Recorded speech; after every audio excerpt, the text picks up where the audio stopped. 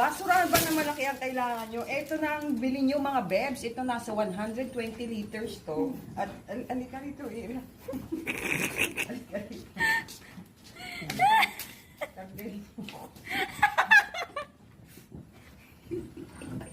Ayan mga bebs, napakalaki nitong basurahan na to. At makikita nyo may gulong siya.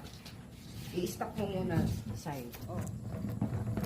So ayan mga bebs, di ba? Caring-caring nyo na ang basurahan na ito. Hindi na kayo mahirapan kahit marami pa kayong mga dala-dala rito sa basurahan na to. At social pa. Kita nyo yan. Tignan mo, pumasok ka dito sa loob na. So ganyan siya kalalim mga bebs at talagang matibay to. Kahit suntok-suntokin nyo yan, matibay siya. So ayan. At ito naman mga bebs, yung kanyang anak, ito nasa 30 liters to.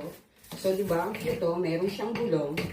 So, kung nandito kang umawak ng basura at ilalabas mo, pwede na siyang pagulong.